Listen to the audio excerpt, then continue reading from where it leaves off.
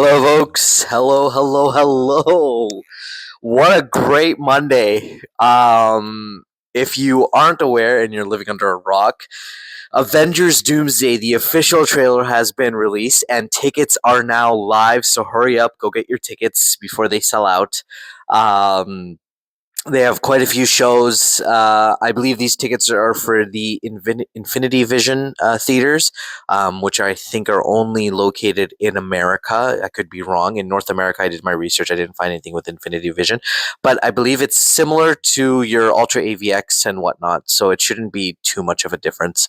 But yeah, the full trailer released today, 2 minutes and 25 seconds of pure epicness. This is basically the same trailer that was shown in CinemaCon. It has no new footage. It is the exact same footage that was released from CinemaCon from the detailed descriptions that I read online. I don't see anything that's different, but man, does it look amazing. I think the biggest deal here is getting a closer and better look at Robert Downey Jr.'s Doctor Doom's suit, but more importantly, getting to hear his voice. I think for me, the voice matters the most, and the reason for that is, and I know I'm comparing, I guess, like apples to oranges, but when you look at a film like Black Adam and The Rock, where he could have adjusted his voice to sound more Egyptian or more Arab like as the character is supposed to be, but he just decided to go with his just regular rock voice, it kind of takes you out of the um, what do you call it? The film, right? Like you're not really into it because you're just like, this is not the character that it's supposed to be. So for me, the voice mattered the most. Will Robert Downey Jr. be using his regular voice, or will he be using a Latvian European type accent, which he does, and he sounds menacing. I'm not even gonna lie, like I'm not even like trying to be biased here, but he at certain points when he's talking, he actually doesn't even sound like himself. He sounds like a completely different version. Like you can't tell that that's actually Robert Downey Jr. So kudos to him for taking on this character. Kudos to him for bringing it to life. But most importantly, taking it seriously and giving us potentially one of the best Dooms that we've ever seen on screen. So, I was hesitant. I'm not going to lie. I thought bringing him back would have been a cash grab. What could he really bring to this character that's going to change the MCU? He is changing the MCU. The MCU is forever changed after this film. I'm pretty sure. Like I'm this close to saying Marvel is back, but I'm not gonna say it until I actually watch the film. But just the trailer alone, seeing everybody come together, you get to see the Fantastic Four together.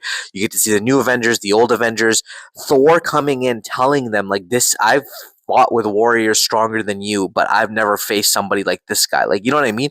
Like him letting them know like this is a moment where like you either we go all out and you may not return, right? And he tells them like, and if you do return, you will return as brother and sister. Like that is insane. Like, you know what I mean? Like, and you get to see Thor fight Doctor Doom for like a millisecond, but even then Doctor Doom's power to hold back, I forget what the weapon's called, but to hold it back, his battle axe, like to hold it back with two fingers, that should tell you how strong he is, right? And that should tell you that he is probably going to be the greatest threat that the Avengers has ever faced. And oh man, we also get to see the young Avengers. We get to see Cassie. I don't know how much of a big role they have to play in this. I assume that they will be setting them up for Secret Wars, where they will be playing a much, much bigger role. The leaked images that we saw a couple of years ago of like Bruce Banner, all the kids, Tom Holland, like Spider Man, everything, that I don't know if that was real or that was scrapped now or if that's still going to happen. Maybe we just got a taste of what's coming. So if that's the case and they do have a huge part, or maybe they don't have a part at all and they're going to be huge in Secret Wars. But to show Cassie gives us the idea that, the Young Avengers could potentially be a part of this team and they might be doing something on the side as well, because this is an all out war, right? Like they're going to need all hands on deck on this in this situation. The battle between Thor and Doom seems to be taking place either in the X-Men Fox universe or on a random remote planet somewhere else. I am not 100% sure. I assume it's the X-Men universe after he destroys it completely, from what it seems like. Also, what's very interesting to note is that the X-Men universe seems to be completely in shambles even before the incursion occurs. It seems like as we saw in the trailer in December, of course, but you get a better look, and it just seems like they've been like completely destroyed, and like something is up there as well.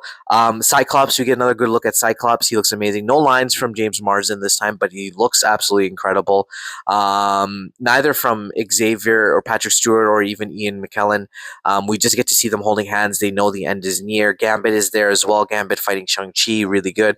We get to see our first look at Mystique in classic comic book clothing, looking fantastic, fighting as Yelena, as was mentioned in the description a couple of months ago from CinemaCon. And then we know at the end we finally get to see Steve Rogers back, fully bearded, giving the Infinity War look. The question now remains is how, like, I feel like the trailers that we saw, the only trailers that back in December, and I'm referring to the ones back in December, the trailers that we saw, the only two trailers that were really put into this trailer or like were combined was the Wakanda trailer and the X-Men trailer. The Thor trailer doesn't really kind of show up here. We don't really get to see Thor on his own, and neither do we get to see Cap with his baby. So my assumption, my assumption is that either they will completely disregard those two trailers in the sense that those two trailers are basically the storyline themselves and they are the stories, and that if you've seen it then you understand where these characters are coming from and what their motivations are, or you will see a brief moment of Cap realizing he has to return because something happens to his kid or something is wrong. So my understanding is that I think they will dive a little bit more into the Cap trailer, but the Thor trailer they'll probably just leave alone because that itself I feel like is part of the movie, and you don't really need to put it into the movie. I feel like that's just a mini 30-second story that kind of like fills a gap as to where Thor has been and what he's been up to and what his motivations are. Although, if I'm being 1000% realistic, y'all got to put in that speech though to the All Father. That was a beautiful speech because that speech that makes me want to go to war. Like literally, like I'm ready to join the Avengers to fight Doctor Doom. So you gotta put that speech in at the very least. But yeah, like I'm rewatching this trailer every 5 seconds. Like I'm absolutely in love. I am completely blown away. Today of all days, what a random day with San Diego Comic Con upon release. I did read a tweet that kind of did make sense to me. I don't remember who tweeted it, but they did say that the potential reason why they released the trailer today and the tickets today is because in San Diego Comic Con, which is also this Friday, they will most likely be revealing more stuff, so more X-Men related things and other future plans than they will be focusing on Doomsday, which makes sense because now you kind of open it up for like Doomsday not to be the biggest thing. Hell, you could even tease us a little bit of Secret Wars because if I remember correctly, Secret Wars, the production has begun already. So it is potentially you could be releasing something for that, or I hope now that you've released the trailer that everyone has already seen, the world has completely seen, I hope you release another trailer. I know it's a crazy ask. I know it's a crazy thing to think about, but it would be absolutely phenomenal if you would release another trailer with brand new footage no one has ever seen. It could be a minute long, could be a minute and 50 seconds long. It doesn't have to be anything longer than that.